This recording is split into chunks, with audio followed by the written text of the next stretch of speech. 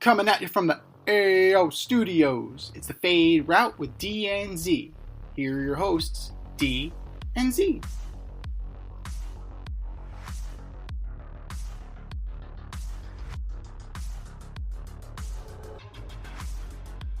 Powered by Riverside FM.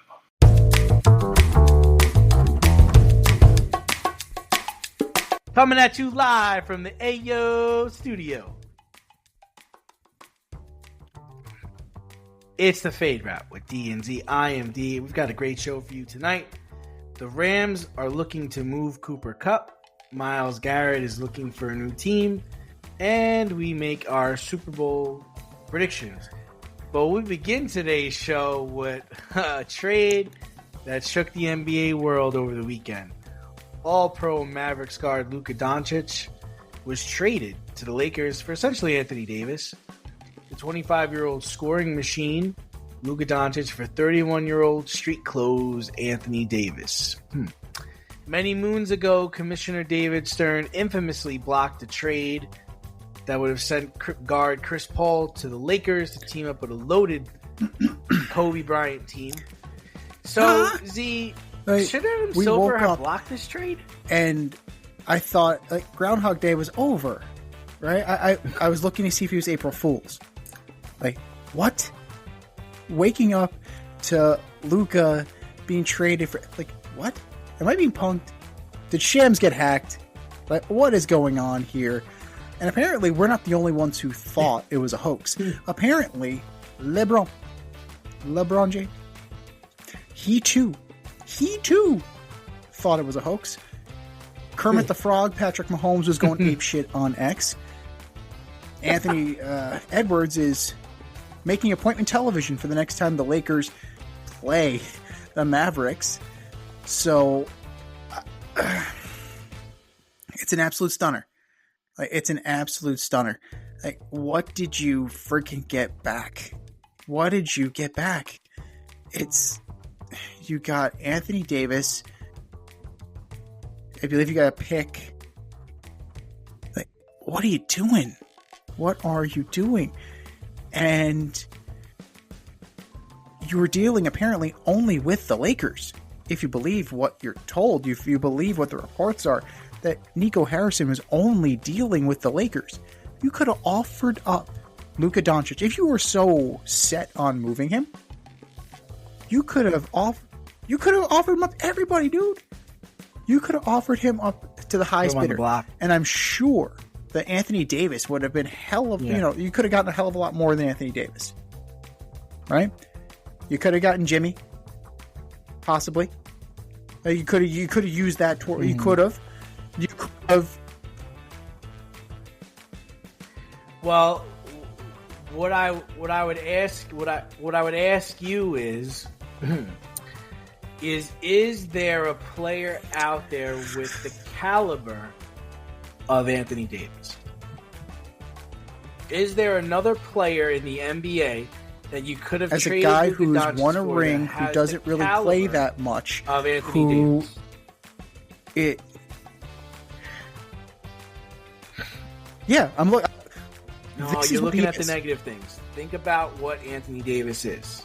He's probably having his best year as a pro this year. That's number one. Number two, he's an all defensive player, and he can score. Yes, he's 31 years old, but tell me another guy that you could have traded Luka Doncic for with Anthony Davis type a healthy athleticism, talent, and defensive ability. Well, neither's a healthy Anthony Davis, man. He's already they acquired him. That's not real. They acquired Anthony Davis, and they immediately had to sit him out. No, because he was hurt. No way, dude. So, dude, enjoy the run with Anthony Davis being air quote healthy, because it ain't going to be long, man. It ain't going to be long. Well, you know it. I know it. LeBron knows it. Shit, Anthony Davis knows it. He knows what he is, who he is. Now, you got to strike while the iron's hot. Yes, I understand that. But you could have gotten... Well, let's see. De'Aaron Fox got moved. So could you have called up about him? It's not defensive. They wanted a defensive big. That is what they were hyper fixated on. So who's going to be that guy? You're not going to trade Luka to the Blazers for DeAndre Ayton. So I understand getting what you're going to do, but you're dealing in bad faith. You're dealing in bad faith if you're not offering him up to the rest of the team for the rest of the league. And I think that's where the whole issue was with David Stern and why he said, fuck this, I'm rejecting the Chris Paul trade. I think it was just like, no, we're not just here to help the Lakers. So, I mean, listen, I'm a Mavericks fan. I'm currently homeless shopping for a new team now. We'll get to that next. When I first heard it, I was surprised, but then the more I thought about it, I was okay with it because I can see them being forward thinking. Z, he's 6'7". He's the third heaviest player in the league. Yeah. Last year they got to the finals and they got just outplayed. No. Outplayed. Are they better than Boston? Nope. Are they better than you look at the Thunder? Yes. Are we better than the Thunder? Nope. Are we better than the Spurs? Maybe right now we are, but once Wemby starts playing, no. Are we going to be better than the? Are we better now, than the Spurs team with De'Aaron Fox now, and what they have? So, I get. Listen, I get the eye shock of it all, and to a certain degree, I can agree with people that yes, put him on the block, shop him. You're trying to get as much as you can for as long as you can, right? Because he's 25 years old. He's going to be with the Lakers for the next 10 years. Easy, right? But if I'm that GM and I truly believe, right? I truly believe that we are an Anthony Davis caliber player away with my young talent, I don't make this a circus. I don't make this a big deal because then if I can't, let's say I put him on the block. He finds out he's on the block. His agent finds out he's on the block. Now, if I don't trade him, now when it does come for him to sign the Supermax, he might not sign the Supermax. Then, good day, sir. I get nothing for him. You get zilch, nada, nothing. You get nothing. So, I can see his side of it. And I totally agree that if it doesn't work, he should be fired. But I understand the forward thinking of it all and saying, man, he is 6'7". He breaks down now. In the last two playoffs, 2 years ago, he couldn't play because of his back and his leg. And then last year, he just complained with the refs. He got thrown out of one game. I'm telling you, you've got to get into shape. You've got to get in a better regiment. And how many pounds you're going to come in next year? And you're not this, fine athletic machine. You're a scoring machine. I think we talked about it. If he didn't get his shit together, if he doesn't, still, with the Lakers, if he doesn't slim down and start taking his career seriously, he's 5 years away from being Peja Stojakovic, dude. He is. It's just the truth. And I love him. He's my favorite player, Z. He is my favorite player in the NBA. But the truth is, look at Zion. Yes. And look at how hard Luka goes to the basket. He plays zero defense, Z. He plays no defense. Zero. Ole! Ole! And yes, he's entering his prime. Sure. But that could be derailed by an Achilles. That could be derailed by an MCL. It could be derailed by anything at his weight. So I will defend the GM in saying that, you know what? I truly believe that we can win a championship this year if Anthony Davis can play 50 games for me. We can win the NBA championship with Kyrie Irving, Anthony Davis. Try to score on us. We're going to be the best defensive team in the league. And he's hanging his hat on that.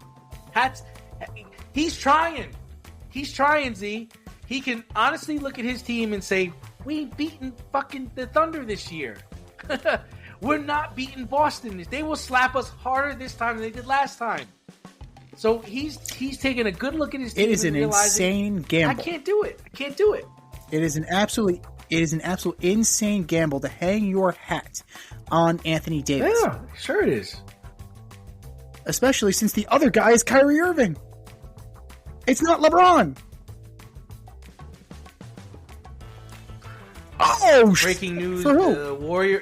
Breaking news: the Warriors are acquiring Jimmy Butler.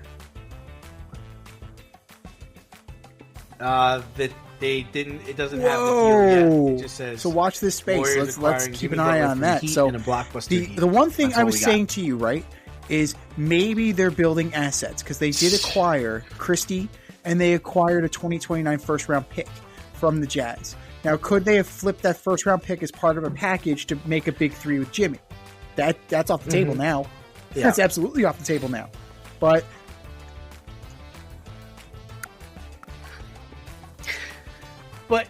again, I agree with you.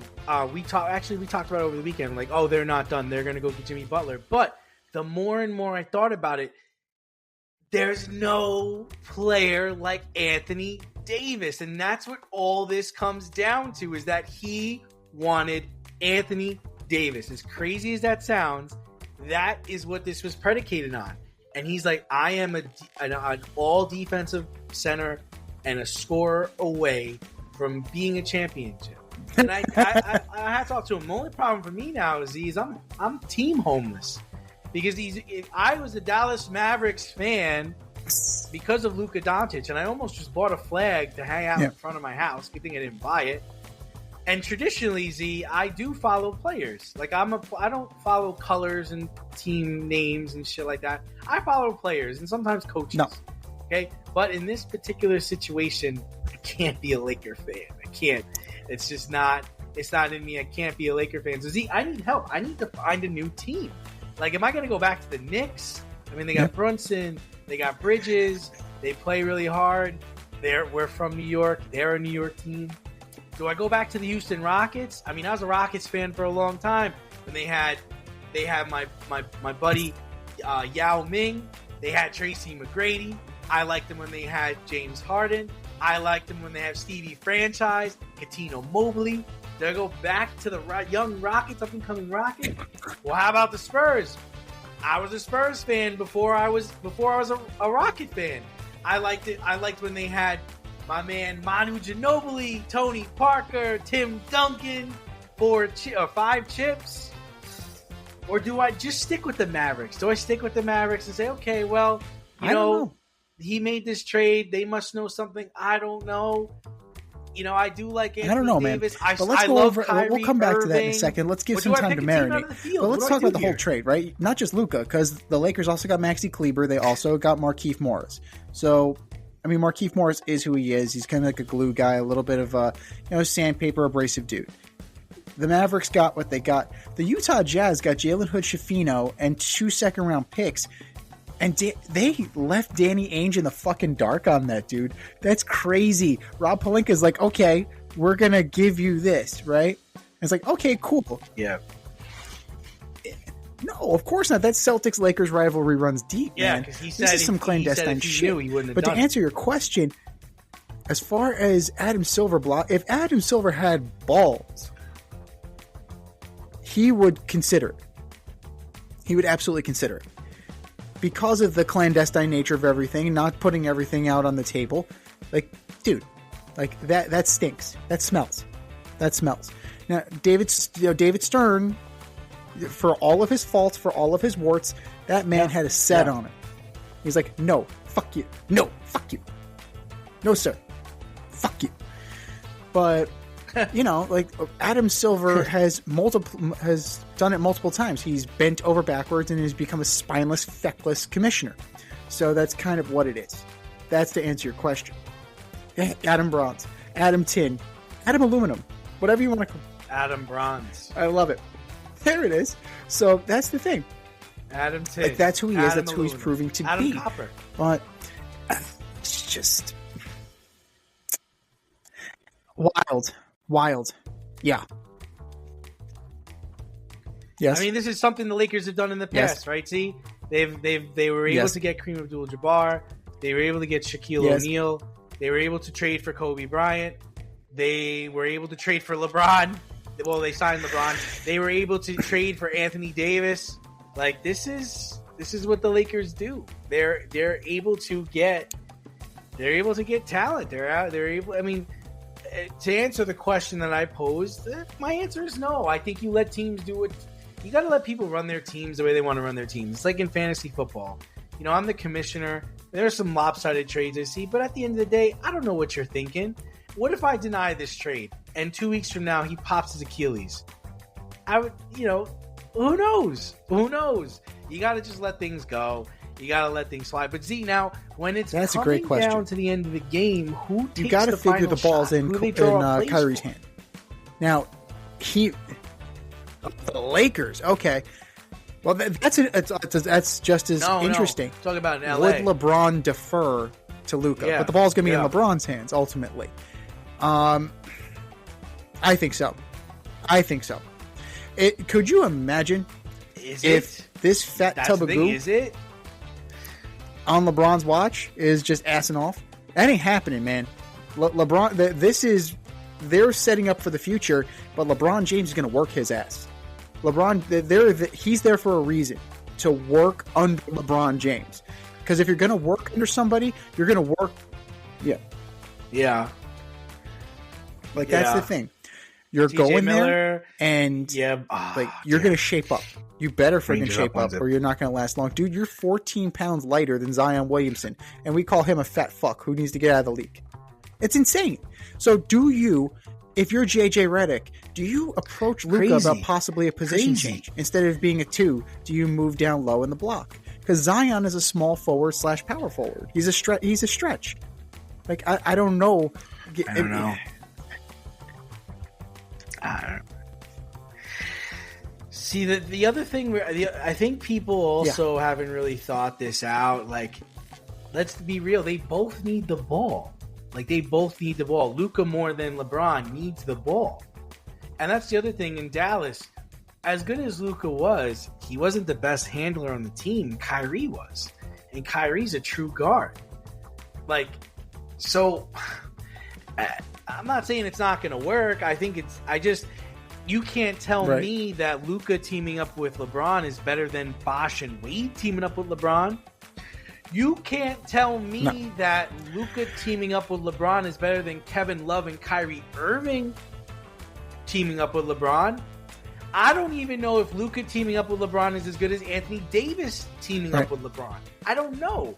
Because they both demand the ball. He plays LeBron's going to ride his ass. On those other teams, those guys play defense. Kyrie Irving plays defense. So I don't really... He could, but I don't know what his attitude is, right? I don't know if he's on this, I'm going to prove it to everybody, kind of mentality. I don't know what I don't know what his makeup is. I don't know how he feels about this. Yeah. I don't know how he's going to do in LA. Market. It's an absolute. I don't know if he's an LA guy. You got to be an LA guy, right? It's almost like you got to be a New York guy. Shaq was a big time LA guy. Kobe We're gonna was a find big out, man. time LA guy. Are you an LA guy? I don't know. And I'm thinking about your. I like him. I like the kid. He's a good player. I'm thinking about your team conundrum. But at the end of the day, Thunder. Just because you acquire The Thunder. Yeah, go ahead. I'm sorry. Dude, you're hopping from team to team like they're freaking lily pads. I don't know what to tell you. I'm giving you now. What's my MO? Right. Well, no, I'm talking about teams that I used to like. These are teams that I liked in the past. I think it's okay to go back to a team. I don't know if I could just be like, I like Shai Gilgeous-Alexander and the Thunder. I know, but you could go back to the Spurs, like you said. Yes, you'll totally get ripped for that. You'll totally get ripped for that. I could get some rips for that. No, I think I might go back to the Spurs. Going back to the Spurs, I'm saying jumping ship to the Thunder. Why? There's 7 teams under 500. Yeah, no. Yeah. You can't jump on the Cavs. You can't do any of that. I get killed for that. I can go back to the Spurs. They're terrible right now. And I like the... We love Cleveland. No. Cleveland rocks. I'm not a Cleveland. I've been to Cleveland, and it's not my kind of town. No offense. No, but I've been to San Antonio. I like San Antonio. I have a San Antonio Spurs jersey. I still have my Ginobili. My question jersey. to you though, you It's an mentioned easy Luka and transition for LeBron, me. right? Who gets I the don't ball? know. Who gets the ball? Kyrie or that's Anthony what I'm Davis? headed. Because Kyrie's going to want the ball. Yeah, Kyrie gets the ball, but it's Kyrie gets the ball. Kyrie's hitting. Kyrie Irving has a championship ring, and he's also hit the go-ahead. The Lakers score don't win that in a bubble Game championship 7 without Anthony Davis. in a championship game. He is.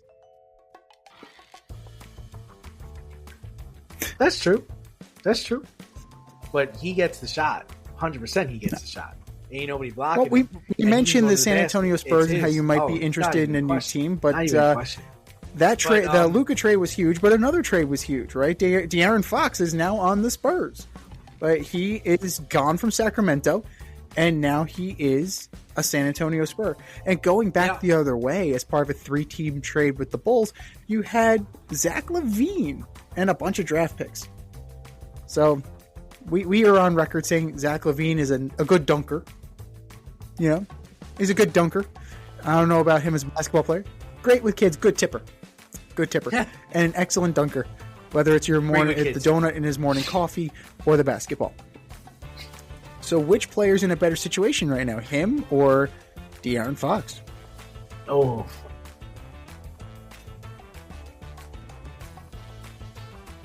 I can't recall another time in the NBA when a player requested a trade and was selective about where he went. I really do think De'Aaron Fox improved his situation, maybe better than everybody. I mean, he did his duty, right? He was with Sacramento. They drafted him. He spent his time there. Came to them last week, guys. It's just not working. We're not winning. I'd like to request a trade. Can you trade me, out of here? And where would you like to go? Well, I like the Spurs. Gave him like 3 teams. And I actually think this is a great move for him because he's one of the best pick and roll players in the NBA. And you're going to pick and roll all day with Wemby. All day. You're with Pop is still the coach, but I don't know how much they scored again. I don't know how much more time he has there, but it's a good city. It's a good management team. Victor is going to be there for a while. I think they have a good situation. Zach LaVine, in the long term, depending on how player development is and depending on what they're able to get through the draft, Sacramento could become an Oklahoma City situation. Yeah, but absolutely. as of right now, the sorry-ass Sacramento Kings, with the exception of 1 year, he is a career average of 21.5, so we'll call it 22, 4 rebounds, and 6 assists per game. Nothing to sneeze at, man. Nothing to sneeze at. So, one-time All-Star, he's done what he needs to do. Yeah. If you're looking at the Sacramento Kings roster,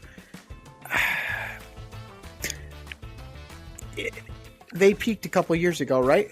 I think they still have Domantas Sabonis. I think they have DeMar DeRozan as well. They still have Sabonis, well, right? We'll see how long he's there.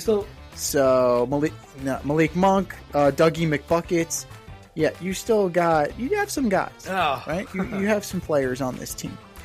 But, this team peaked 2 years ago with the beam. You guys remember the beam out there?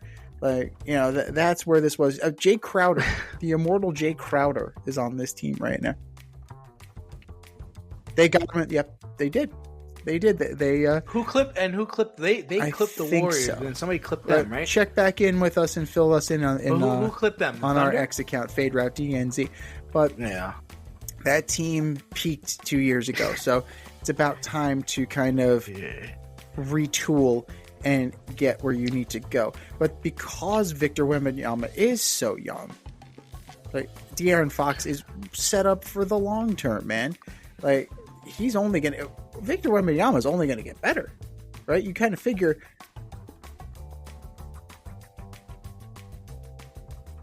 I think it was so mature of him to he didn't pull a Jimmy Butler. He's like, listen, this is not working.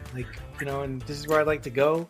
you can facilitate that, that'd be great. I'm going to keep going to practice. I'm going to keep playing. That's what a professional does. You know, it's just that's how a professional acts. You're looking at the Spurs roster, right? You got now you have De'Aaron Fox. Yeah. You have your favorite player, Chris Paul, Jeremy Sochan. You have Harrison Barnes. You have some guys on this team, right? Oh God. So trash. So maybe the Spurs are out after all.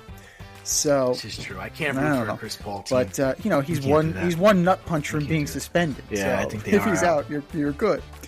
The Spurs are gonna be all right, man. Like they're absolutely gonna be all right. They're building something here. Now, if they have, they're gonna need a point guard eventually because Chris Paul is who he is. So that's long in the tooth right now. But between Wemby being his age and De'Aaron Fox being his age, he's still a relatively young player.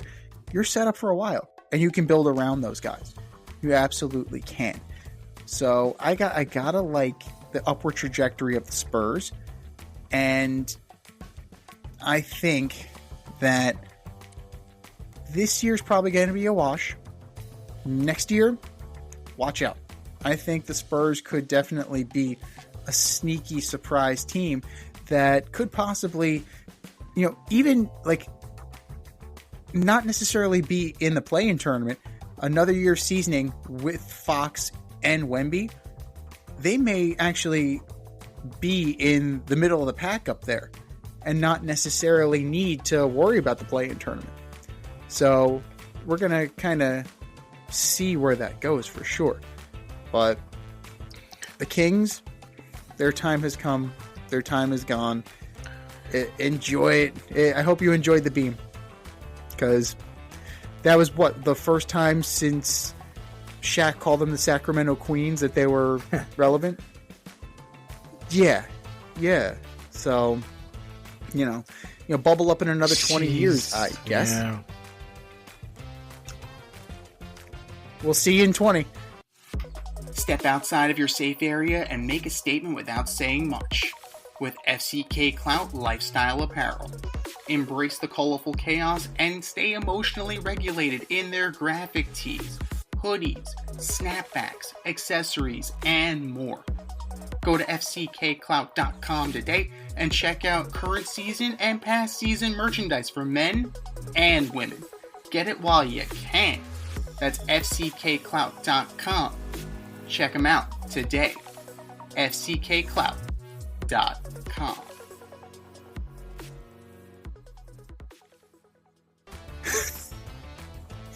But we're talking about all this NBA trade news, right? We broke the Jimmy Butler story, and we're gonna watch that space. But the NFL is trying to get into it, man. The NFL is trying to get into the spirit of things, and high-profile NFL players are either thinking about getting traded or are on the block already. One such player who has requested a trade from his team is standout star defensive player of the Cleveland Browns, Myles Garrett. The 29-year-old monster has been with the Browns since they drafted him in 2017. Says he wants to play in the Super Bowl. And yeah, apparently he doesn't see it in Cleveland. I think we all want to see Myles Garrett on a bigger stage and not doing media during the week and then not playing in the big game.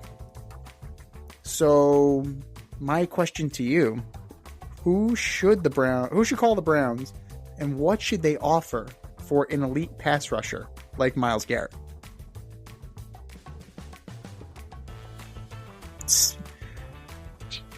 Yeah, I was actually surprised to see he was 29. Yeah, I would say. He's in his prime. But he's definitely in his three prime. Good so years 2 left, or 3, right? You'd say at an elite level. I don't think they. I mean, I don't think they would trade him in division, because I think the Bengals could really use him, but they won't trade him in division. Yeah. I can see the Texans going after him, right? I could definitely see. I mean, I think I texted you in this live time. I think the Jets should be calling them right now. Call them right now. Give you a first, a third, and a fifth I'll give you a player too. Fuck it. And then you trade for him and lock him up. You have your pass rusher, right? He's our guy. None of this Hassan Reddick garbage. Like, look at Hassan Reddick and then look at fucking Myles Garrett, right? I think the Giants, I mean, they could use a pass rusher. The Commanders, the Bears, the Lions team him up with Hutch, right? I think all those work for me. The Cardinals, right? The Cardinals are going to be in the market for another player. We'll get to that in the next segment, but yeah, I mean, that's where I would say I think it's a great play for the Jets. That really solves your problems. He plays every game. He doesn't get hurt. He doesn't complain, and just give it to them. It's worth it. He's worth it in the long run. And you play against a team like Miami, who wants to throw the ball. They have Tyreek Hill. You ain't throwing the ball as much as you thought you were if Myles Garrett is coming down the pipe. I'll tell you that right now. You play against Josh Allen. Good luck, Josh. He's coming. He's bigger than you, believe it or not. 322 total tackles in his career, 220 solo, 102 assists, 102 and a half sacks. That's what you're getting when you're acquiring Myles Garrett. Now, who can use him? The Jets? The Jets could do that. I don't know necessarily. It depends on how they view their situation, right? Like, what does Mr. Moogie really think? Like, are we going to take Moogs, Darren, buddy? Do you really think that this is worth salvaging, or is Aaron Rodgers out? So just to interject here. So Jimmy Butler agrees also to a 2-year extension worth $121 million. That makes him a Warrior through 2027. They're dealing Jimmy Butler to the Warriors for Andrew Wiggins, Dennis Schroeder, Kyle Anderson. That's huge. Well, you knew Wiggins was going. First round pick. Like you kind of figured the writing was on the wall for Wiggins.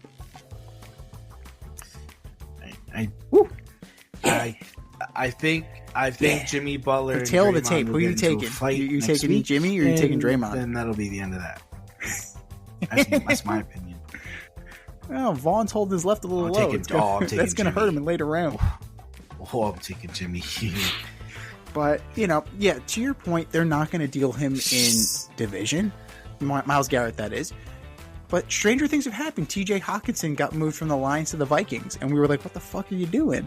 Yeah. What's going on here? And it turned out to be an okay move because they had Sam Laporta. But who could use him? The commies will be fine. The Giants, again, are they going to be... I mean, they pulled that Brian Burns move out of their ass last year. No one saw that coming. And Brian Burns had a solid year for the Giants. So maybe, you plug him in and, with big decks, maybe something, maybe you catch lightning in a bottle there and all of a sudden it's a pretty stout defense. I don't know if it necessarily helps you with the run, which was the Giants' major problem. They couldn't stop the run to save their fucking lives. What would be interesting, does Jerry Jones go star hunting?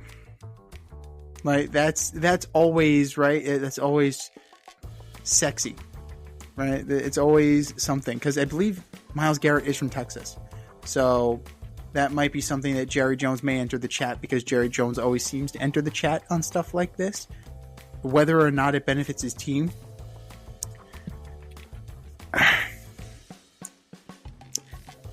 Hell, man. You're telling me that if Myles Garrett wasn't on the Lions, they would have beaten the commies? You pair him with Hutch? That could be interesting. The rich get richer and more violent. It's kind of awesome. But I think you were saying about going against Josh Allen and the Bills. I think the Bills could use Myles Garrett. You pair him with Rousseau, you pair him with Ed Oliver. That's a pretty damn good offense. That's a good defensive line right there. You can drop Von Miller back into the linebacker position because technically on paper he's a linebacker. It just so happens that, Von Miller lives in the backfield, or did at one point. So there's some intriguing options there. There are some intriguing options. But most realistic, I would say the Lions and the Bills are very realistic. It's a coin flip for me. So, in terms of need, it edges to Buffalo, just barely, just narrowly. Because if they had a disruptor like Myles Garrett, they're probably playing in the Super Bowl instead of the Chiefs. If somebody could put Patrick Mahomes on his ass and put him down hard, I think we're singing a different tune here.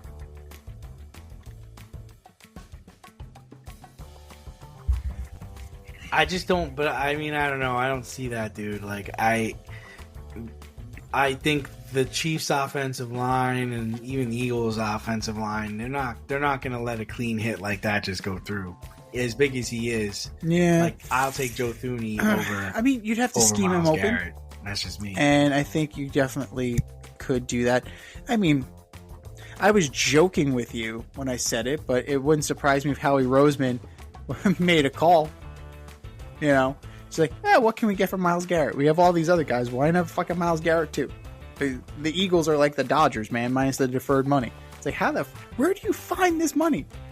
Like, what couch cushions are you pulling this shit out of? Like, what the hell? But it's going to be intriguing as to where it goes, and I want to know what the package is.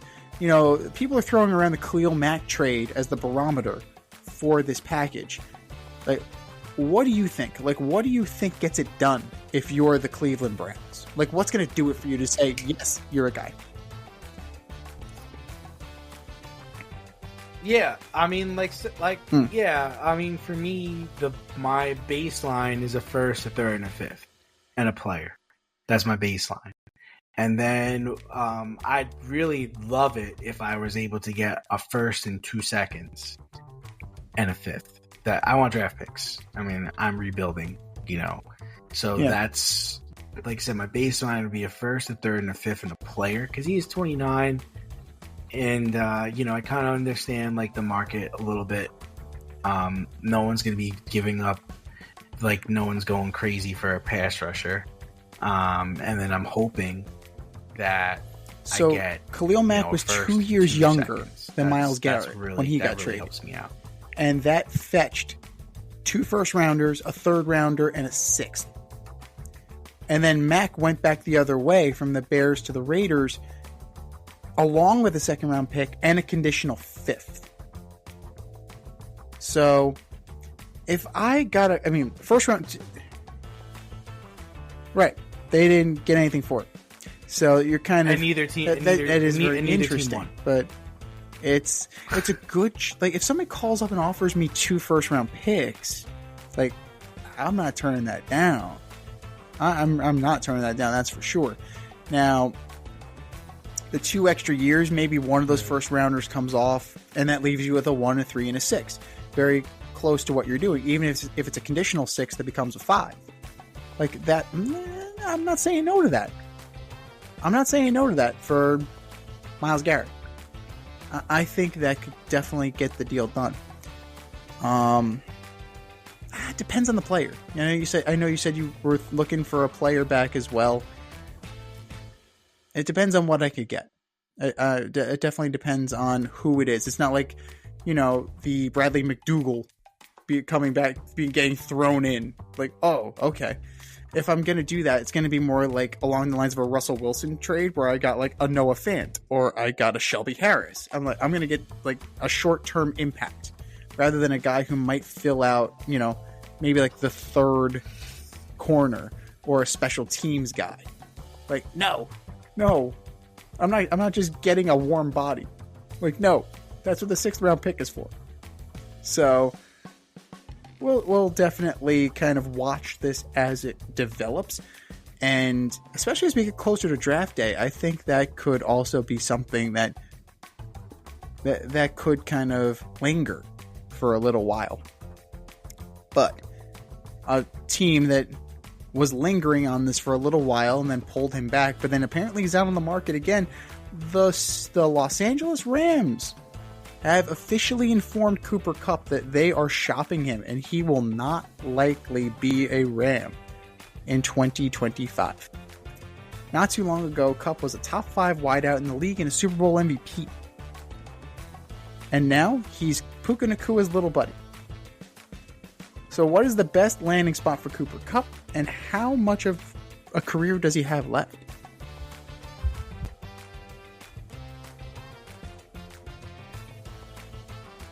Yeah, I mean, Z, the numbers just aren't there. I mean, he's just down across the board since that Super Bowl MVP, which probably should have went to Aaron Donald.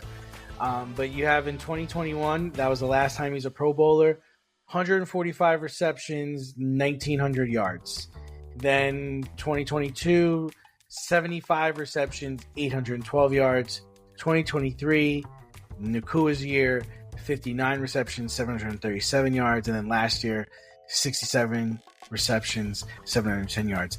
He's not getting separation, Z. He is no longer a reliable number 2 receiver. It's sad. It's sad, but it's injuries. And listen, he can catch the ball.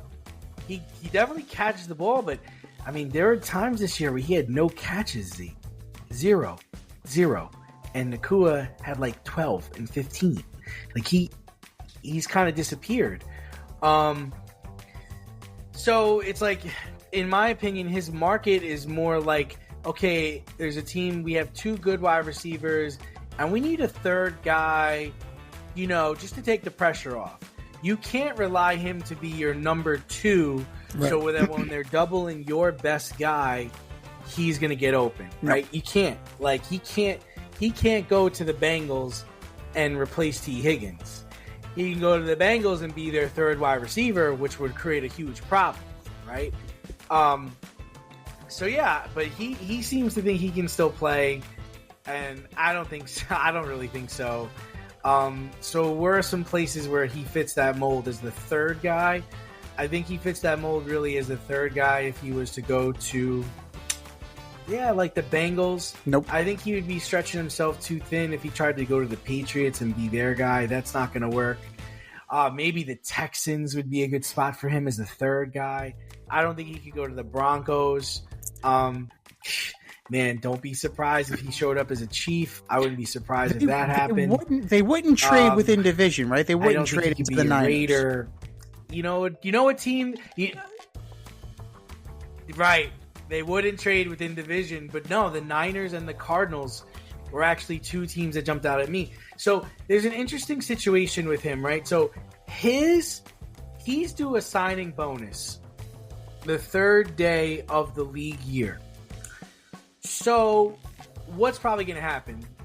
What I think is going to happen is they're going to have to keep him on the team through that league year. So they're going to have to pay him his roster bonus, and they're going to have to pay him for teams to entertain this trade. Otherwise, if you're a team, you're like, we'll just wait for you to cut him. Right? Like, You've made it clear you're going to try to trade him. We don't want to pay that roster bonus to him. We'll make you pay that. Maybe even kick in some other cash to us if we trade. Because you're essentially, right, Z, you're almost paying for draft picks, right? It's like, all right, we'll make this trade. We'll pay him, but you got to give us like 2 picks. Or you got to give us a pick, because that's basically what's going to happen here. Yeah, I think a team like even the Lions, the Panthers, I think you don't want to trade him to the NFC. You don't want to see him. But it's a shame. But I really think the best fit for him would be like the Cardinals. The Cardinals would be good. The Niners would be good. I doubt they would ever. Yeah. Because I'm just going to pay him the league minimum, Z. I'm paying them the league minimum. Like, he's getting the roster bonus. They're going to cut you. Or I'm not really paying you. No, because not anymore. No, not you anymore. Are not worth $20 million a year. You're not. Not anymore. Not even close. You're not even close to your numbers. In a way, it kind of mirrors what happened to Odell Beckham when his leg exploded in the Super Bowl. So, what would be a market? The Ravens could be an interesting one. Bateman has stepped up. Flowers, it was decent, got hurt. You kind of want to...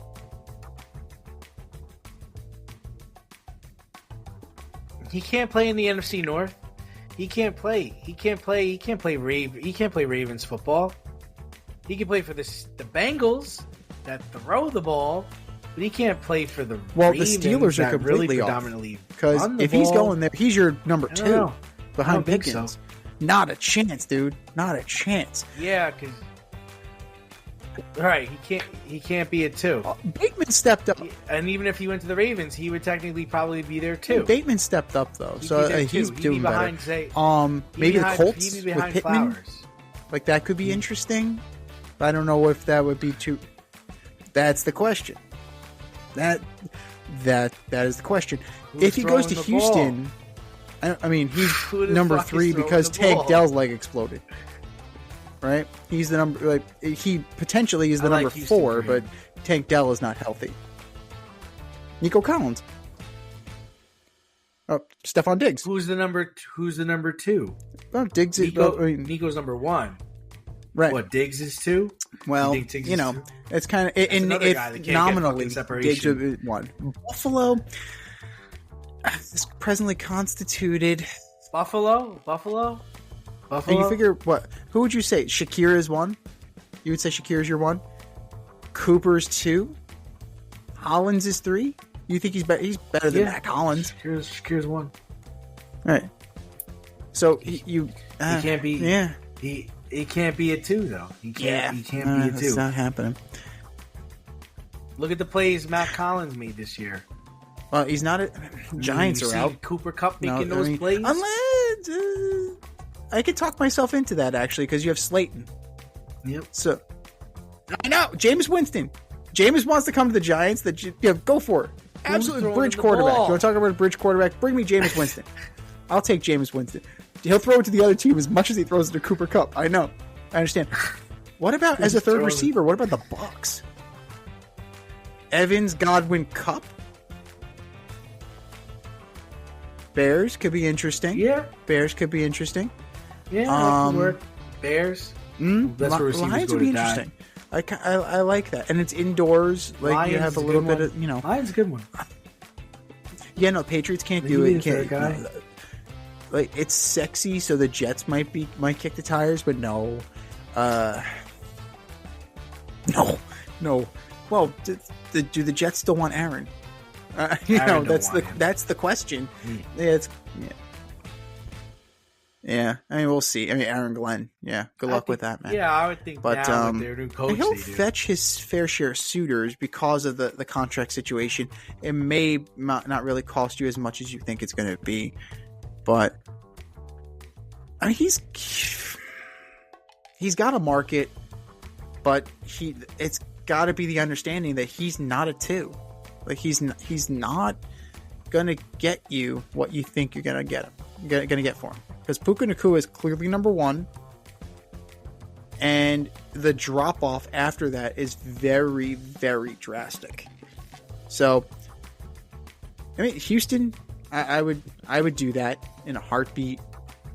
I would do, yeah, I'd kick the tires on if I'm a Giant. If it doesn't cost me that much, sure, why the hell not? What about the Vikings as a 3? Behind Addison and Jefferson? Could that possibly work?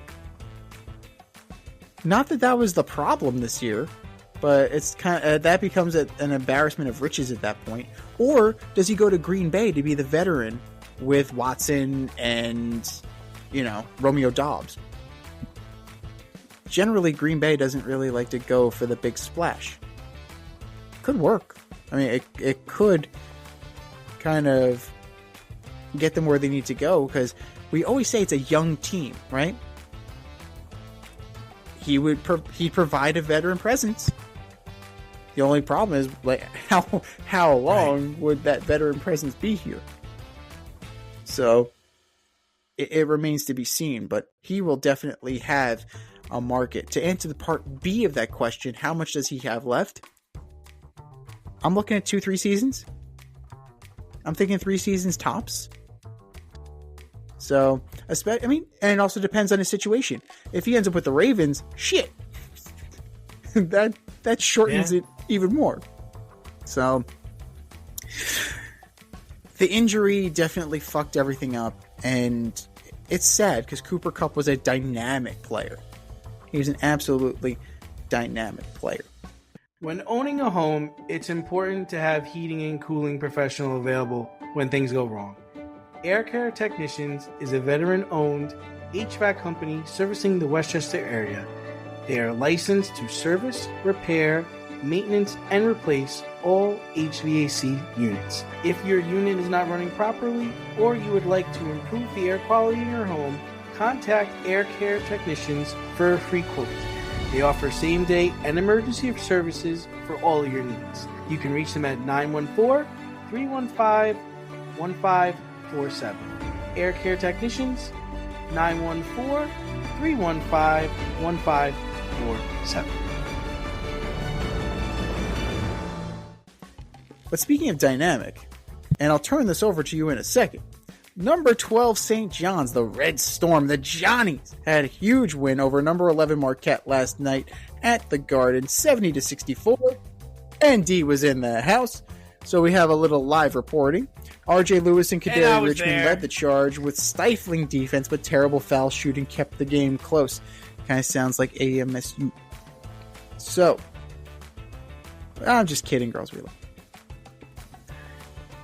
Cam Jones was in foul trouble most of the game and really did not get going until the end of the second half. The two Big East powerhouses split this year, with each team winning on their home court.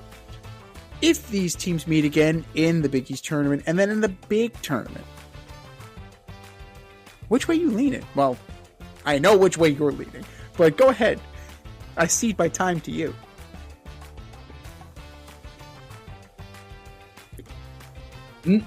No way. All right. No, I'm not leaning the way you would think. I'm actually leaning towards Marquette. Because, despite both teams shooting terribly from the free throw line, and St. John's going, I think, 3 for 25 from 3, they only lost Marquette only lost by 6 points, and their best player, Cam Jones, was in foul trouble from Jump Street. He didn't play. He couldn't play. Every time he got on the court, he got a foul. It's kind of like he was. They were treating the St. John's like the Chiefs yesterday. The problem is that once he came in the game and was like, dude, you have to play. We're going to lose this game. They couldn't stop him. And St. John's has the number 4 defense in the country. So you mix in that their best player had an off day.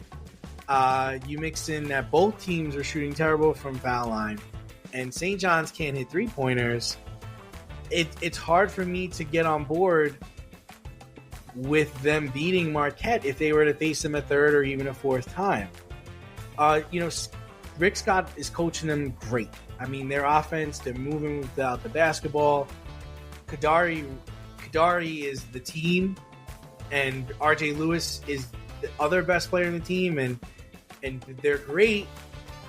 But I think someone put it really good to me today was, they are what they are at this point. It is February 5th. Whew. They're not going to start shooting better from 3. They're not going to start shooting better from the foul line. This is who they are, and they need to find ways to win. Now, in a weekend, can you find ways to win like in the Big East tournament? Absolutely, 100%. You can get the right matchup, and you could plow on through, and you could win the Big East title. Now, can you find a way to win in an NCAA tournament when you're facing teams with all different strengths and all different weaknesses? I don't know. Because the one thing that they have going for them is they play really good defense. They shut people down. But let's say Kadari Richmond got into foul trouble. Okay, now we got to rely on RJ Lewis, who is a good shooter, and goes to the basket, he gets reckless. He gets careless with the basketball. He turns the ball over. Let's say they're down. They're down by like 13. Who's hitting threes to get them back into the game? Who's going to be driving to the basket, taking fouls, and then making their foul shots? Like, you're not going to be able to get back into games if you get down. So that's my only concern. I think they should win the Big East tournament. I'd really be surprised if they didn't.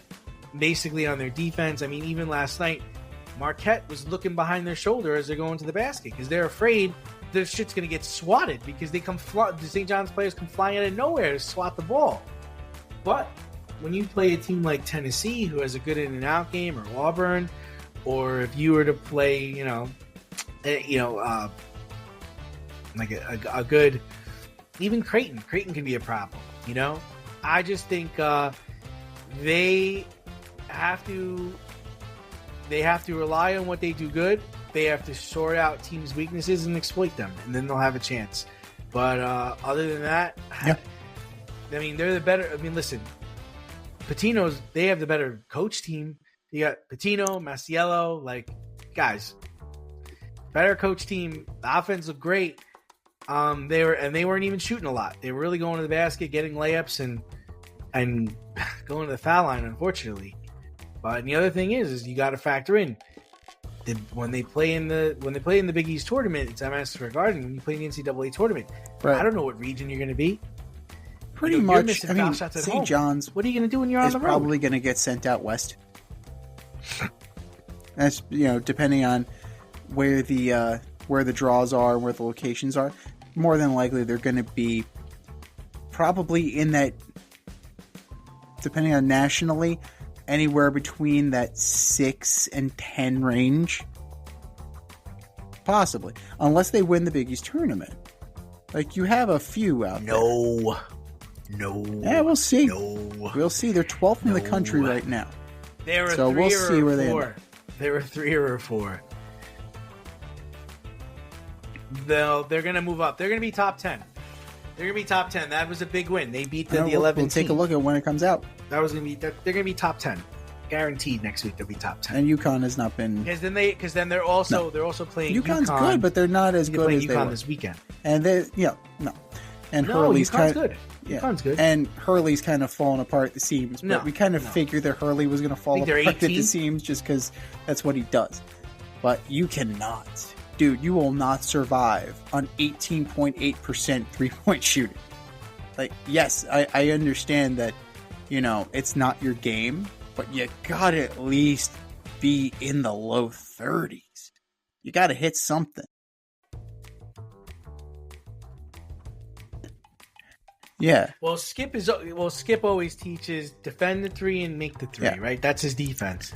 His defense. Well, not his defense. That's his motto. That's always been his motto. These hit the 3. Defend the 3. They couldn't. You're defending the 3. Water if they fell out of a boat right now. I mean, they're not even close. They're awful. And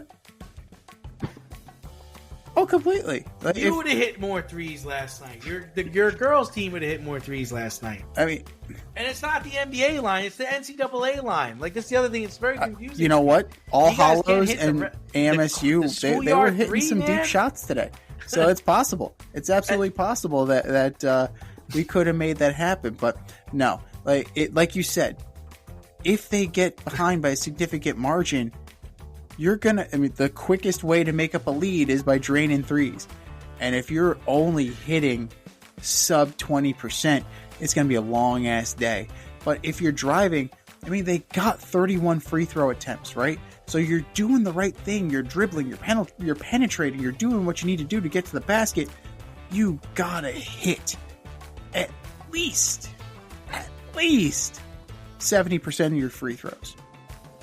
You're at 17 to 31. Dude, can you at least hit 8 more? 8 more. I'm not even asking for 10, right? 8 more 3s. 8 more free throws, rather. You crushed on rebounding, right? Crushed. Offensively, 21 offensive rebounds to 5. That's a mismatch. It's a complete friggin' mismatch down low. That's a wart, man. Like, the inability to hit the 3 and the inability, you're absolutely right, the inability to make free throws is going to be something that will bite this team in the ass if they're not addressing it. But you got to be really pleased with the rebounding. You got to be pleased with the willingness to drive to the basket and go hard. And defensively, you're swarming. You're doing exactly what you need to do.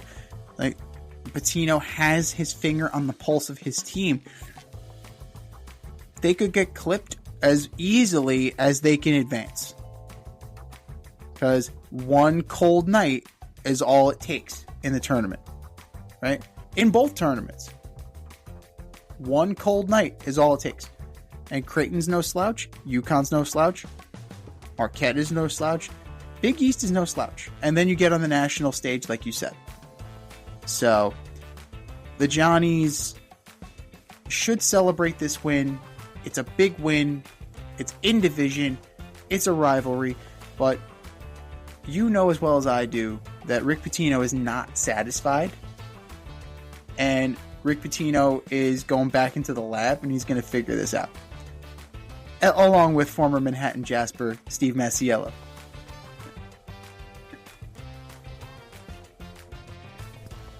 Yeah, I hope he just. I hope he brought him. Here's down the ball. To Chelsea Piers last You're night. not leaving shooting threes. until I turn out the lights.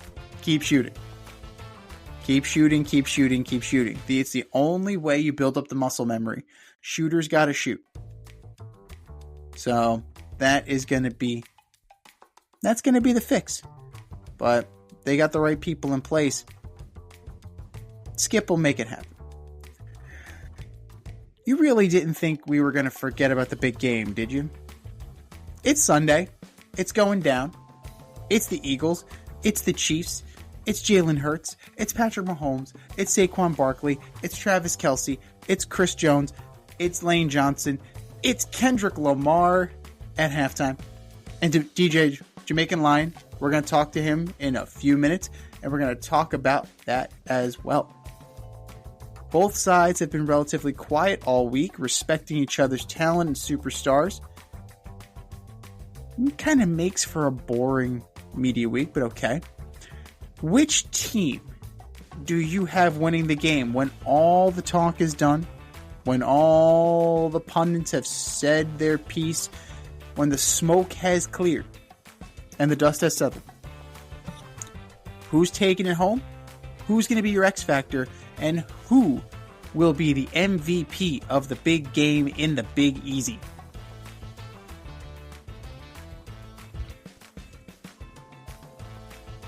Woo! Yeah, so I think for me it's, to be the man, you got to beat the man. And I got the Chiefs. I haven't seen a team this year really beat them. Beat them. They were in every single game except for two. And the last game of the season really doesn't count.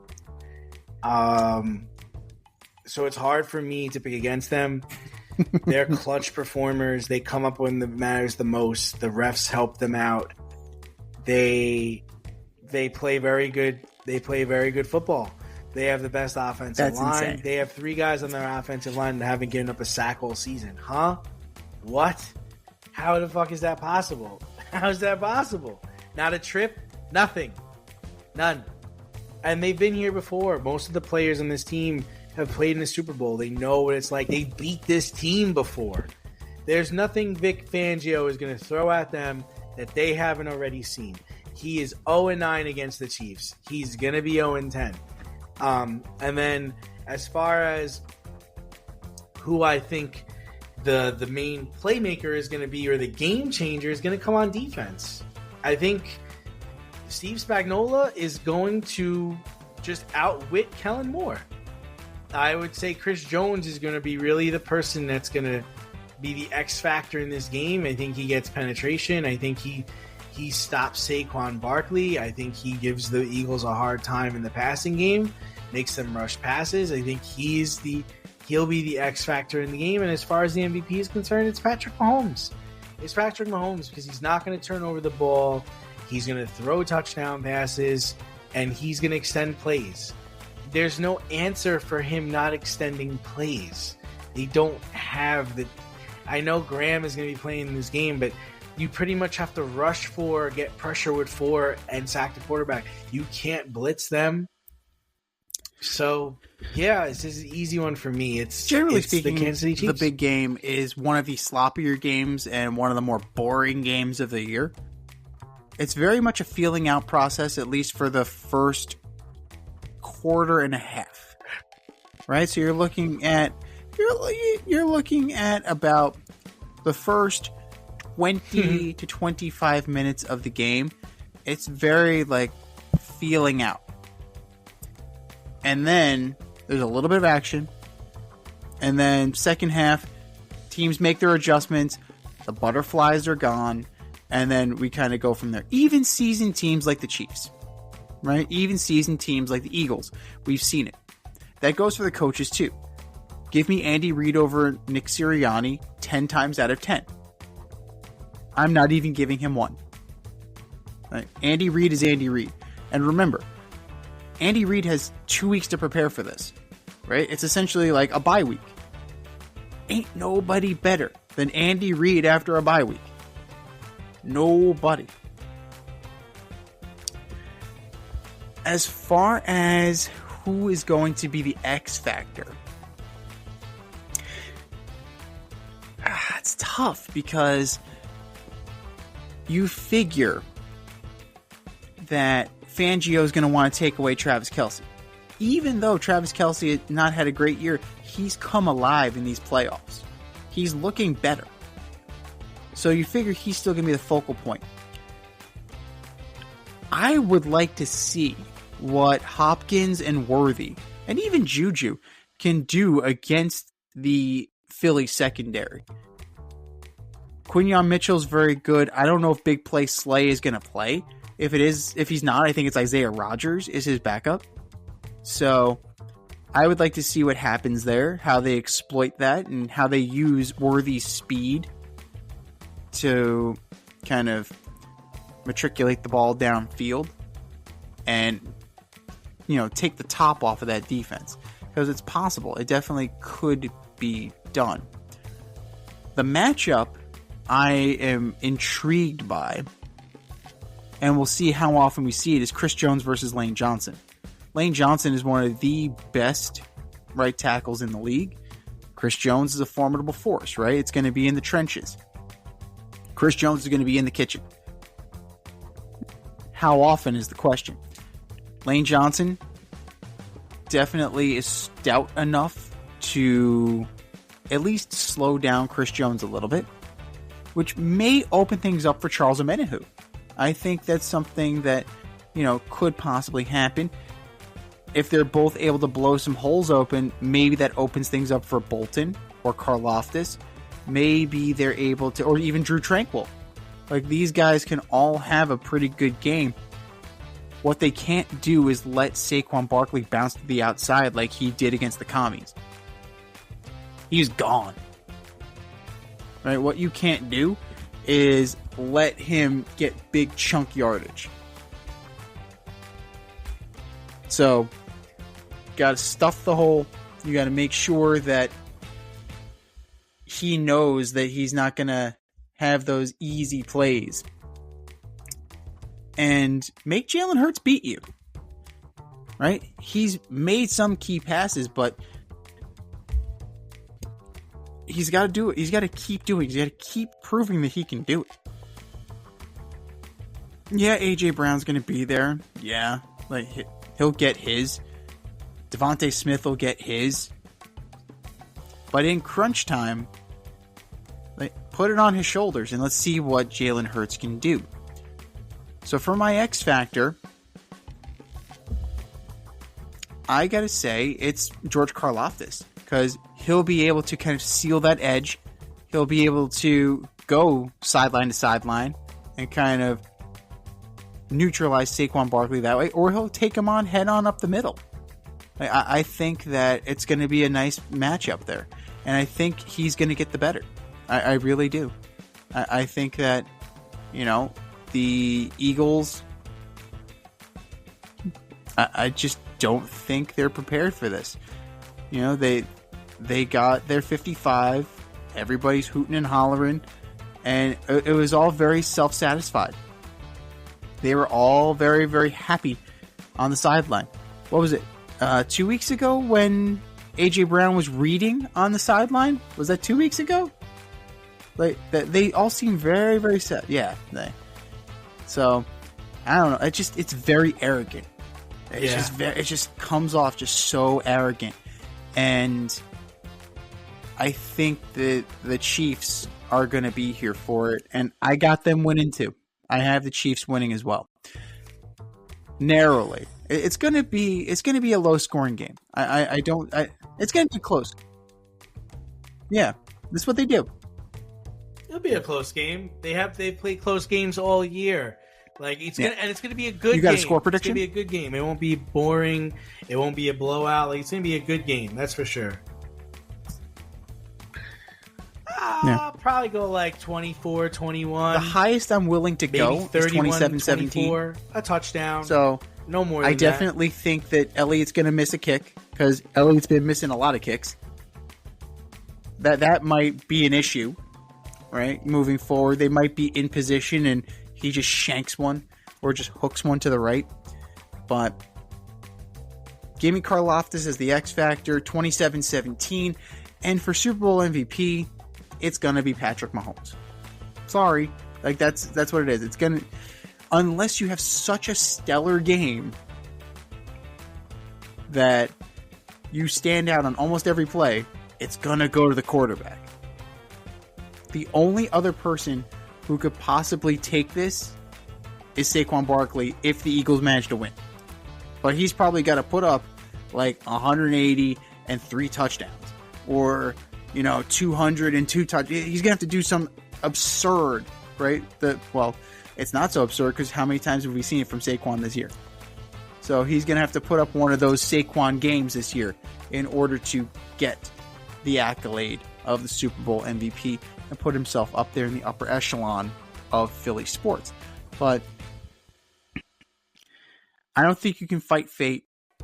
I don't think you can fight this three-peat. It seems like that they get all the calls. There's going to be at least one where they're like, shit, it's so blatant. It's so blatant. At least one. They're going to get at least one. And it's going to restart the conspiracy theory. You know it. I know it. The entire country knows it. But give me the Chiefs. To be the man, woo! You got to beat the man. And right now, they're the double man. Possibly the triple man after Sunday.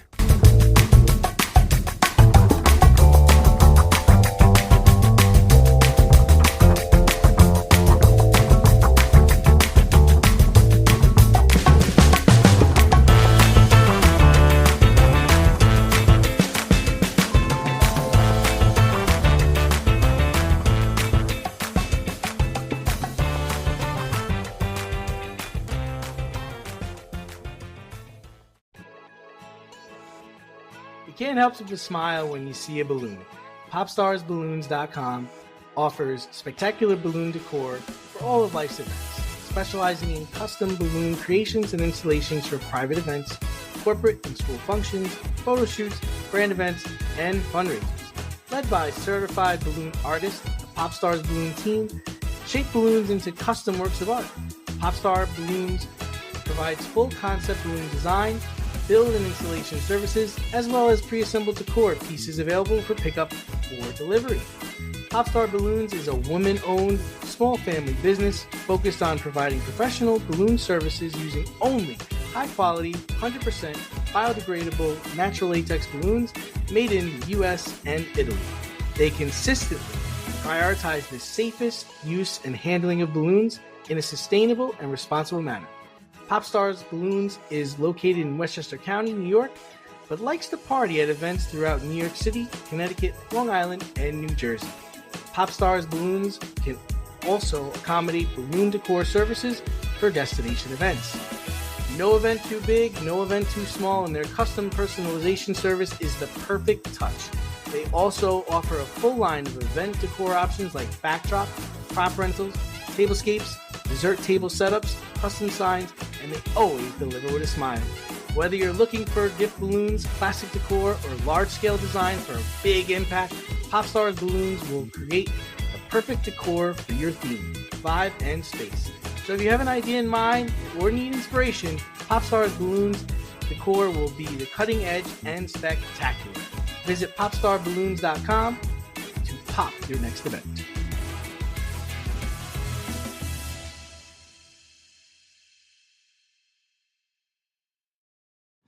It's the In Route, where friends of the show get a special segment with us. Want to be part of the action? Want to be the newest member of the In Crowd? Well, you know what to do. Hit us up, faderoutemail@gmail.com, or slide in our DMs on IG at FadeRoutePodcast, or drop us a line on X at FadeRouteDNZ, and you could be next.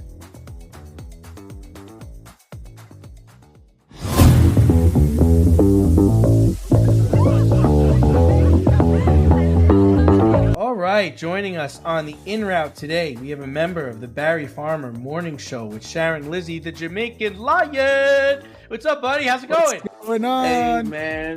What is going on? I am glad to be back on the show.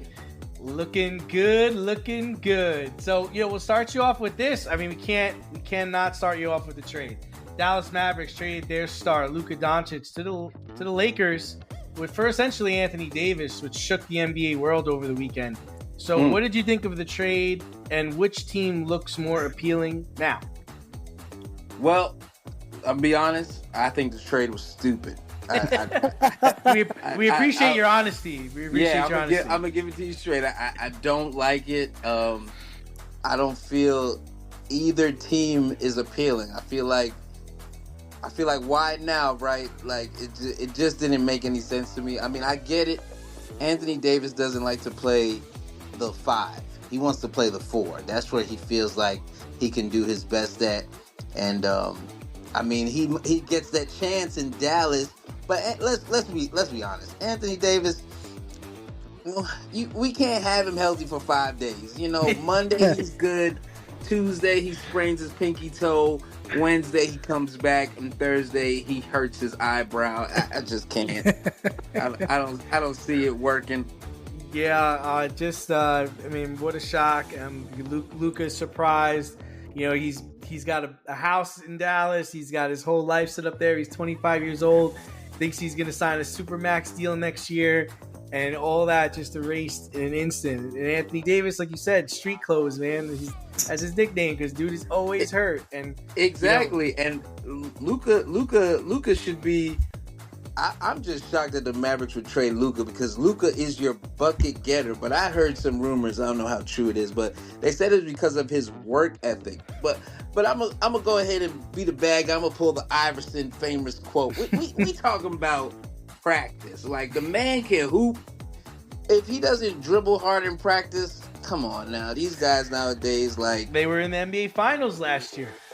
Exactly. Why would you get rid of the core? It just doesn't make sense to me. About to enter his prime. I know you were in your prime when you were 25, 26 years old. Exactly. It's about to get good. It's about to get good. Well, they saw it differently. But sticking with the NBA, Commissioner Adam Silver recently said that he's contemplating reducing each quarter by 2 minutes, so the games will be 40 minutes long instead of 48 minutes long. Do you think reducing the length of an NBA game will help star players play more?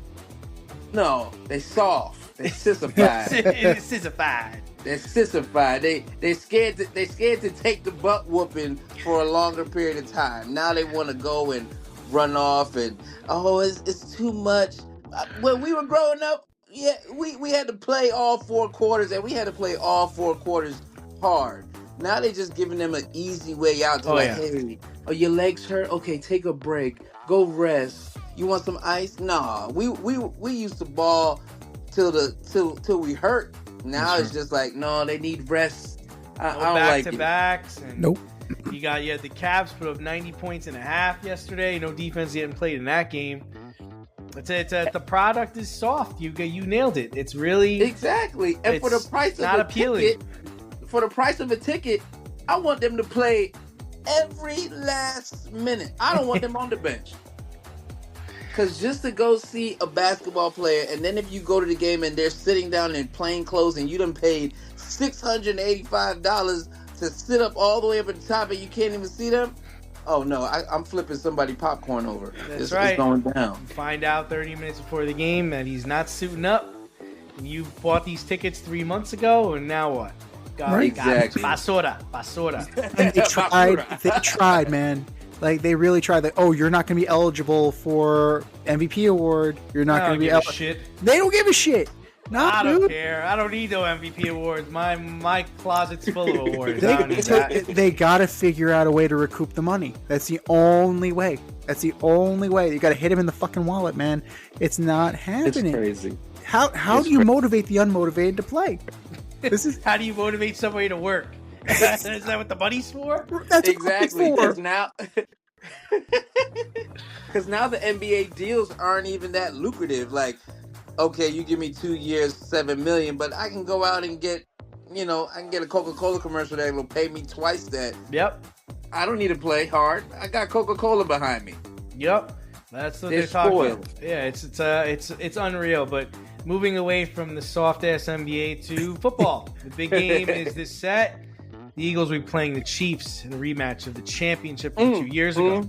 Are you excited about the matchup, or were you hoping for two different teams to be playing on Sunday?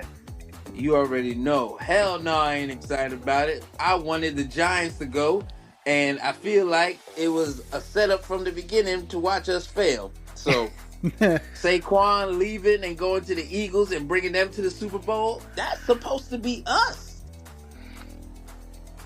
I don't like it at all. It's a Taylor Swift type of vibe I'm getting. I feel like they have a partnership with the NFL, and that's the only reason why the Chiefs are going there. I feel like Travis Kelce is going to propose to her at the end of the game when they win the three-peat. I feel like it's a business ploy. Yeah, I mean it's tough. It's tough because Saquon was such a good player, and he wanted to be a Giant.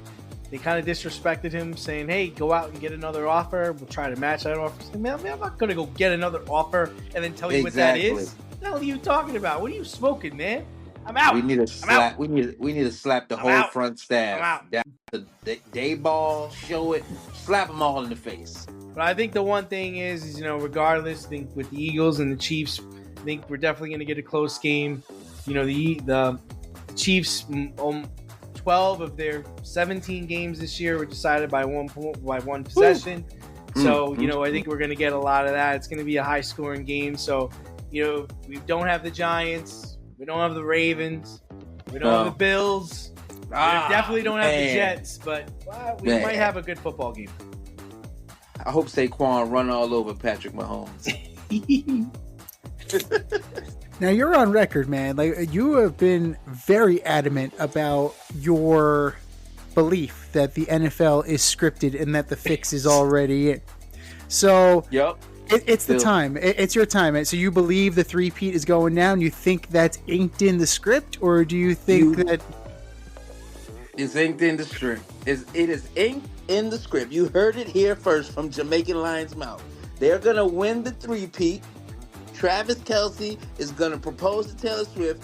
Somebody going to retire. It might be Kelce. He going to join his brother making Cheerios commercial, and they going to get their payday. They're going to become a dynasty. Andy Reid might say, hey, look, I've done it all. I've won 3. I think I'm done. And then Patrick Mahomes and the Chiefs will probably win 9 games next year. Who knows? With Steve Spagnuolo as the head coach. That sounds there about you right. Go. That sounds about right. But, you are our musical correspondent, brother, so we got to talk about the halftime show. You know this. Now, Kendrick, he cleaned up at the Grammys, and now he's going to be headlining the halftime show. Did he? Yep. Yes, sir. So what do you think about him performing at halftime? What do you expect him to sing? And is he going to take a petty shot at Drake? Yes. Petty shots at Drake are coming. I believe he is going to sing Not Like Us. If he doesn't, the Super Bowl halftime show will be a bust because they played it at the Grammys and everybody in that crowd hit the A minor. It's only right he does it at the Super Bowl. I believe Jay-Z already talked to Goodell and was like, hey, let my boy do his thing. The people want it. We all want to see it because it'll go down as the greatest diss track ever. You getting dissed on the biggest stage in the world. Kendrick, if you don't drop Not Like Us, I swear I won't play your song for like 2 weeks. But I believe he's going to do it. I believe he's going to do it. Oh my God. Well, I'm going to be waiting in my living room to just sing that part. Well, Kendrick is a friend of the program, so he definitely heard that. As we know. Like, there you go. He's gonna, Kendrick, you better do it. You better do it. You know you're getting tagged in this, Kendrick, so you better make sure that you're listening. You know you are. So a few years ago, we were all entertained by the halftime show featuring M, Dre, 50 Cent, Snoop, Mary J. Blige. So what is he gonna bring to the table we haven't already seen? Like what do you think? Like what's the show gonna be? We know what the music's gonna be. What about the show, the pageantry, the whole thing? I feel like he's gonna bring out a lot because, you know, the way Kendrick does his music videos, like you said, the artistry is there. And you could tell from the most recent videos, he's always got the subliminal messages. I mean, he's going to tell a story and he's going to deliver a message. It's just you're going to have to watch it to see it. And that's why I want to see it, because I feel like he's going to bring out some West Coast people that a lot of people might know about. Because I feel like he's putting on for the West Coast. And I do believe he has a message. So I'm just waiting for, like, anything can happen. Big bands, marching bands, skits, all type of. I think it's going to be probably one of the best Super Bowl shows. Wow. Okay. I mean, we'll see. We've seen some really like high level kind of performances. Bruno Mars did a great job. I thought. I really liked The Weeknd. So Prince was great. Prince, Prince was a legend. Yeah, but, Michael Jackson is still number one. Michael Jackson's still number one. Was a fantastic show. Shakira, J-Lo. Then the country shut down. Shut down after that one. Oh my God! And then the thing that changed everything, Janet Jackson. The boob. The Nipplegate. Thank you, Justin. Thank you for that. And then nothing was said about Bruce Springsteen sliding his crotch into America's face. No. Janet Jackson's tit comes out, and all of a sudden, my God, everybody's heads explode. Bruce is good. He's good, but Janet, we gotta stop the flag. We overcorrected with that, like Tom Petty. We're just gonna go something inoffensive. Tom Petty, play "Running Down a Dream." We're done. We're good. It was all Justin's fault. I still say it was Justin Timberlake's fault. Janet ain't do nothing. She ain't asked for that. No. Not Absolutely. at all. No, you're 100% right on that. She seemed to not know it was coming. So I'm totally in that camp with that.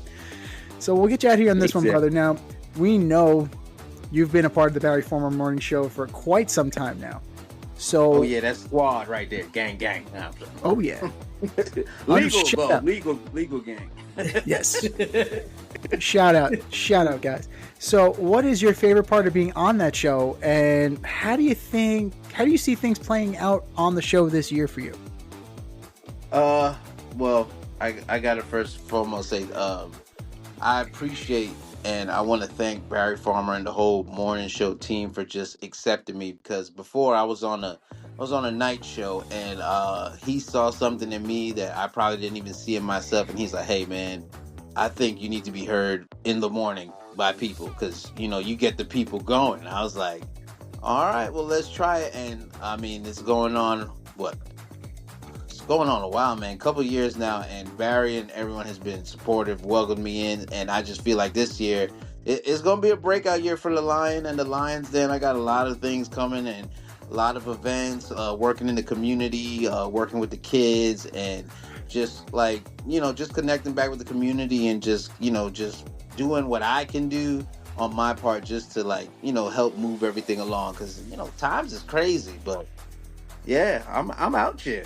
As a person that has known you for over 30 years, I can agree with Barry Farmer that your voice and your attitude can definitely get people going in the morning.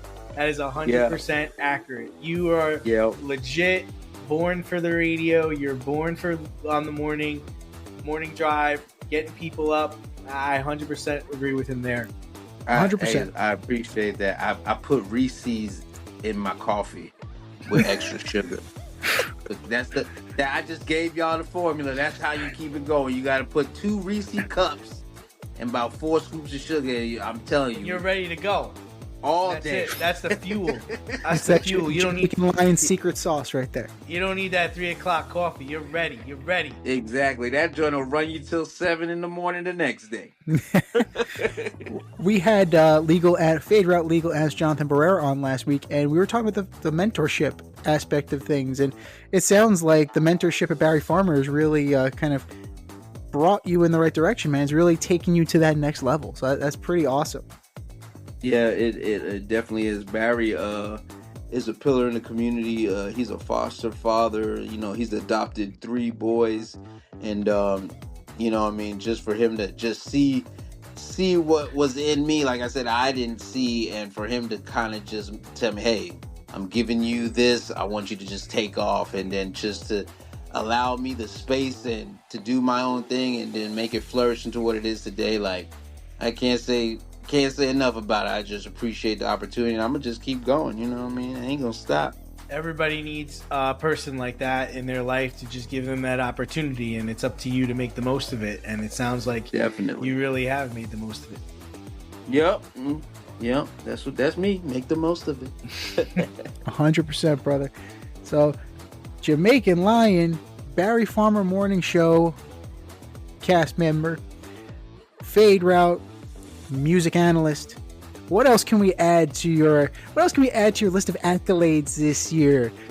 Giant super fan, a good guy, nice tipper. Like, what can we put on your resume for this? All right, let me run down. Here we go. We got the Giant super fan. We got the Knicks super fan. We got great tipper. Yeah, I'm gonna throw that in there. I'm a DJ. I also host. I do voiceover. I'm on Twitch. I just started a new venture. It's called Lion Dens Gaming. I'm on Call of Duty. I'm on Madden. I'm on 2K. If y'all want to come see me, you know where to find me. The name is still the same, DJ_Jamaicanlion on everything. And you might as well add good looking. I got a little salt in the beard, but yeah, they like that. It shows wisdom. All around good guy. All around good guy. Yep. That's right, brother.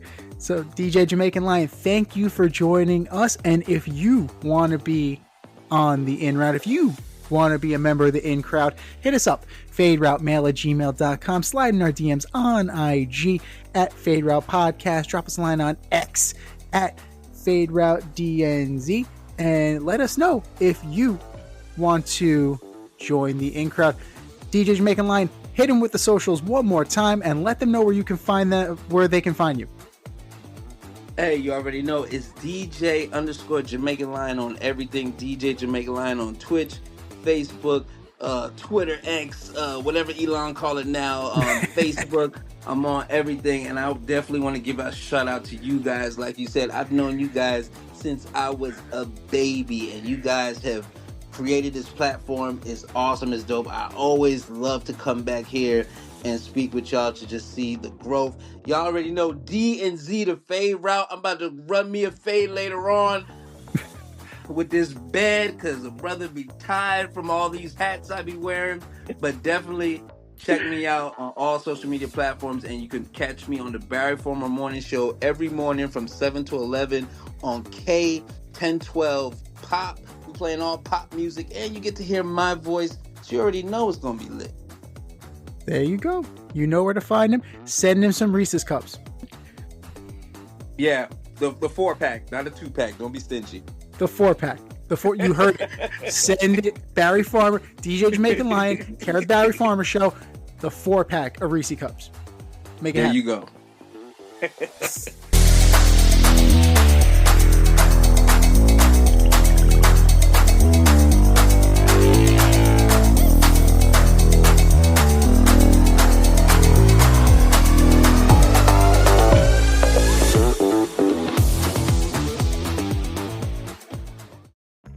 Your favorite podcast has its own merch line now. Go to the Fade Store with DNZ.com today and check out our releases in apparel, accessories, drinkware, and more. Ever wanted an Alleged Superstar t-shirt? We got those. You want some yoga pants? We got those too. And we're not done yet. We have a lot of exciting collaborations and new products on the way. But check out what we have now at the Fade Store with DNZ.com. That's the Fade Store with DNZ.com.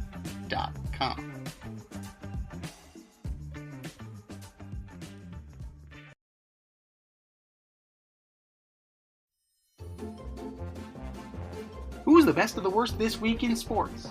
The Fade Store presents the Alleged Superstar of the Week Award.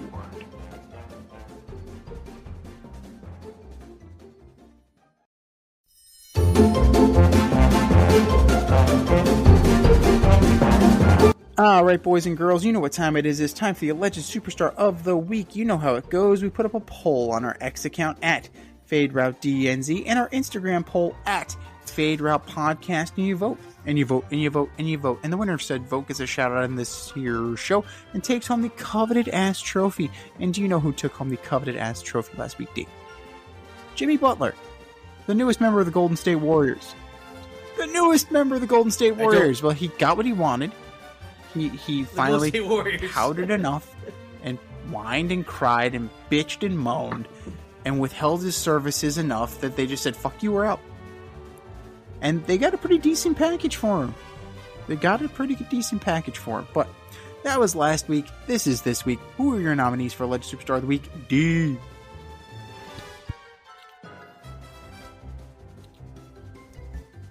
All right, so first up, I've got newly acquired guard from the Mavericks to the Lakers, Luka Doncic. 25 years old, 5-time NBA first team, NBA scoring champ, all-decade team, but you were traded. And honestly, superstars don't usually get traded. Luka Doncic, you are my alleged superstar of the week. Number 2, I've got umpire Pat Hoberg, fired after sharing betting accounts with a friend. You're a Major League Baseball umpire. What are you doing? That's shady. Pat Hoberg, you are my alleged superstar of the week. And number 3, I've got Adam Silver, or Bronze, or Tin, however you want to call him. Your latest Rob Manfred moment has you recommending reducing NBA quarters by 2 minutes to create a 40-minute game more aligned with the world's use of football, the way the world plays football, FIBA, Olympics. I thought we first started playing basketball in America. Why would you decide that you're going to reduce quarters by 2 minutes, and in the long run, you say that equals X amount of games? Just take away the games! What? Just... Oh, God. Good choices. You Adam really Silver, can't go you are wrong. my alleged superstar of the week. With we them. got Z. The Pat Hoberg thing is crazy, man, because he was voted the best ump in Major League Baseball. Yeah. Why couldn't it be CB Buckner? Ball and strike. The worst fucking guy in the league. Are you kidding? Like, this guy's fucking terrible. Like, why couldn't it be Angel Hernandez? Like, that dude was fucking awful. But no, they're now losing the best ump in terms of balls and strikes. Great. Now, I get where people are coming from, that it's possible that he could have started, fixing things in certain directions, but true. But by all accounts, though, when you're looking at it, you can't do it. It looks like the optics are bad, but the results, like his performance, doesn't match the optics of it. So I get it. I get why people are pissed, but that's what the cover up is worse than the crime, man. And then he deleted things off his phone. That was the other problem. So I'm with you on that. I'm going to start with Ryan Hartman of the Minnesota Wild. 10-game suspension, slamming a dude's head into the ice off the face-off. Yikes, that was dangerous. That guy. Got a match penalty for intent to injure. Yeah, no That's shit. Dangerous. No shit, intent to grown injure. Man stuff. He wasn't playing patty cake out there. Like, no kidding. You tried to hurt him. Oh my god. And that's one of the more violent things we've seen in a while from the NHL, right? It's not Chris Simon. It's not the Steve Moore hit. It's not Marty McSorley upside the head. It's not Dale Hunter. Like, that was, the NHL's gone a while without an extremely violent, almost criminal act. Congratulations, Ryan. Ryan Hartman, you are my alleged superstar of the week. Number 2, Justin Tucker. We are now up to 10, count them, 10 inappropriate conduct charges against Mr. Tucker from various masseurs and masseuses around the Baltimore area. Now, these allegations are from his first 5 years in the league, but that doesn't matter. If we're going to come down as hard as we did on Deshaun Watson, we need to come down as hard as possible on Justin Tucker. He has alleged that it is a false allegation, and the Baltimore Banner is trying to sully his name and, engage in some tabloid journalism. And then 2 more people came out. So it's not looking good for Mr. Tucker. Justin Tucker, you are my alleged superstar of the week. And number 3, Israel Adesanya, UFC fighter, former middleweight champion, got knocked the fuck out. TKO 30 seconds into the second round at UFC Fight Night on Saturday. But it's been a bad run the past few years for Mr. Adesanya. You're looking at he's lost 4 of his last 5 fights. So that's never a good look, especially for a former UFC champion. That usually gets you on the cutting block, right? That usually takes you, maybe he's past his prime, maybe he's starting to develop a glass chin. That is something to take into account, but times have not been good for the last stylebender. Israel Adesanya, you are my alleged superstar of the week. I think we've said our piece. Go to our X account at FadeRouteDNZ. Go to our Instagram poll at FadeRoutePodcast and vote. And vote, and vote, and vote. And for our nominees. You're better than that. Just do better. Just do better. This has been the Fade Route with DNZ. Thanks for tuning in tonight. Catch our podcast on Wednesday nights on Spotify, iTunes, iHeartRadio, or wherever you listen to your podcast. So until next time, stay fade, everyone. Time for us to run the go route. We'll talk to you next week. Thanks for listening to this episode of our podcast. If you liked what you heard and you want to hear more, be sure to like and subscribe on your favorite podcast platform. Leave us a review, rate us 5 stars, turn on subscription notifications, and share on social media. Tell your friends and spread the word.